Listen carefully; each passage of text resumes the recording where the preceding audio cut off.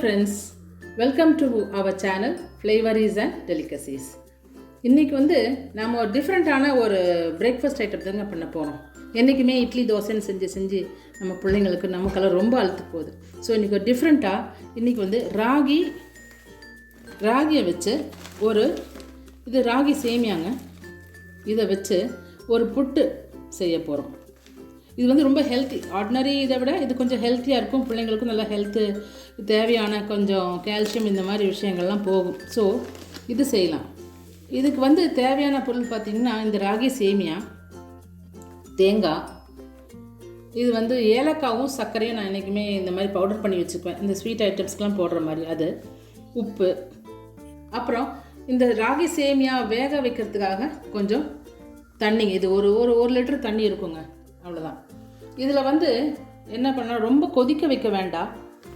இப்போ இந்த சேமியாவுக்கு இப்போ நம்ம போடுற உப்பு அதுதான் என்ஹான்ஸ் பண்ணும் ஸ்வீட் டேஸ்ட்டை. ஸோ கொஞ்சம் உப்பு போட்டு அதை கொதிக்க வச்சிடலாங்க. ரொம்ப கொதிக்க வேண்டாம், லைட்டாக கொதிச்சா போதும்.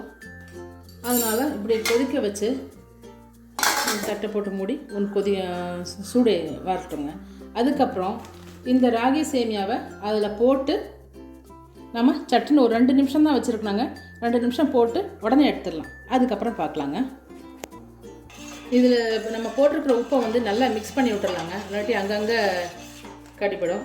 இப்போ அதில் இப்போ இந்த ராகி சேமியாவை இது ஒரு 400 கிராம் இருக்குங்க. இதெல்லாம் தேவைப்படும். இது ஒரு 4 பேர் இருக்கிற ஃபேமிலியில் நல்லா சாப்பிட்லாங்க. தேவையான அளவுக்கு இருக்கும். போட்டு இது நல்லா அப்படியே நினச்சி வச்சிடலாங்க. தண்ணி ரொம்ப ஒன்றும் கொதிக்கலை, நல்லா சூடாச்சு, அவ்வளோதாங்க. நல்லா கை பொறுக்கிற அளவுக்கு நல்லா சூடாச்சு. இப்போ இதை அப்படி போட்டு ஒரு 2 to 3 நிமிஷம் கொஞ்சம் நேரம் ஊறட்டுங்க.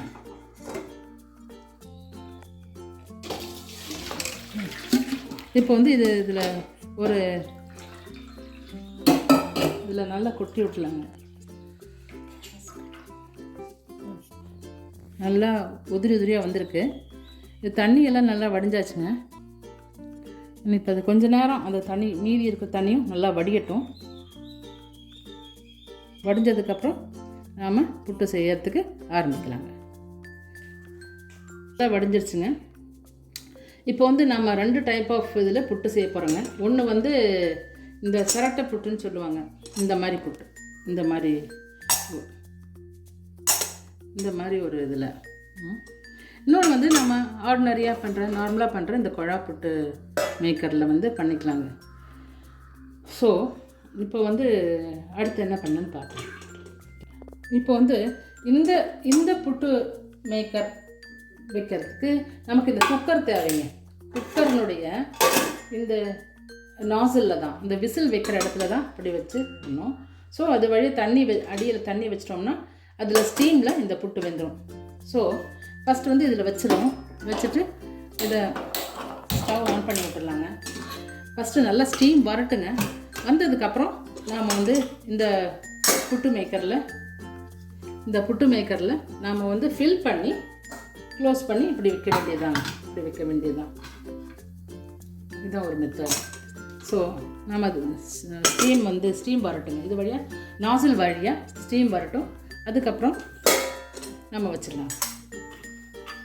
இப்போ இதில் கொஞ்சம் ஏலக்காய் போட்டிருக்கேங்க. லைட்டாக கொஞ்சமாக போதும், ரொம்ப ஃப்ளேவராக இருக்கும். ஏலக்காவும் சுகரும் சேர்ந்து மிக்ஸ் பண்ணியிருக்கேன்.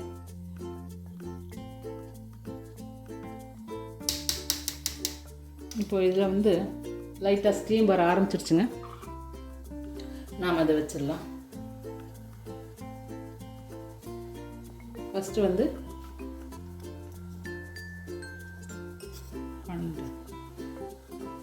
இதில் கொஞ்சம் தேங்காய் வச்சுட்டு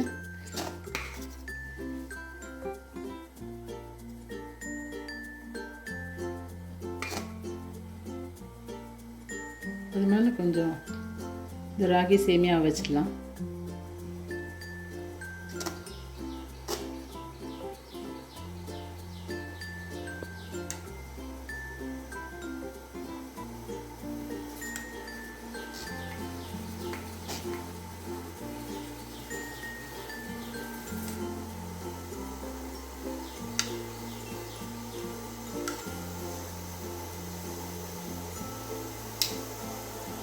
அப்புறமா அது மேலேயுமே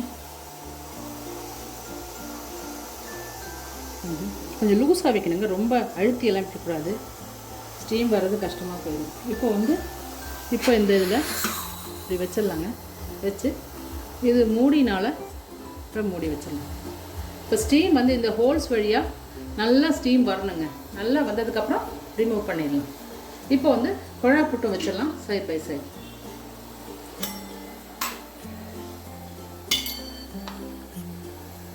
குழா புட்டு வைக்கிறது அதே மெத்தட் தாங்க. ஃபஸ்ட்டு கொஞ்சம் தேங்காய் வச்சுட்டு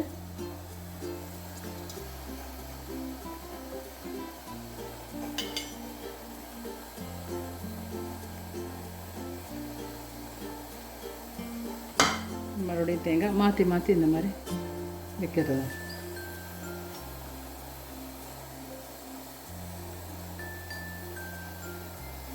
இதுவுமே கொஞ்சம் லூஸாக தான் வைக்கணுங்க. அப்புறம் வந்து சரியாக ஸ்டீம் வராமல் போயிடும். ஸோ லேசாக லூஸாக அப்படியே அழுத்தாமல் அப்படி வச்சிடலாங்க. அப்புறம் அது மேலே கொஞ்சம் தேங்காய்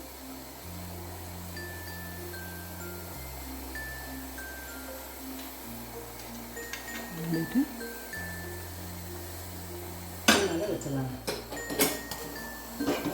இப்போ ரெண்டும்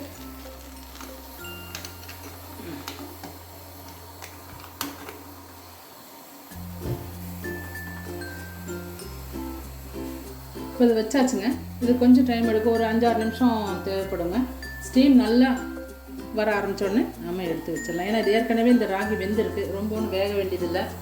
ஸோ எடுத்து வச்சிடலாம். இதுக்கு இந்த மாதிரி செஞ்சோம்னா ரொம்ப சிம்பிளாக ஈஸியாகவும் நல்ல ஹெல்த்தியாகவும் நமக்கு வந்து காலையில் பிரேக்ஃபாஸ்ட் ஆனாலும் சரி, இல்லை ஈவினிங் குழந்தைங்க வந்து அதுக்கப்புறம் சாப்பிட கேட்டாங்கன்னா ஸ்நாக்ஸாகவும் கூட கொடுக்கலாம்.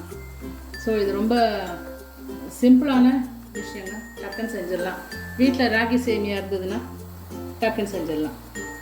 நல்ல ஹெல்த்தி, குழந்தைங்களுக்கு நல்ல ஹெல்த்தி.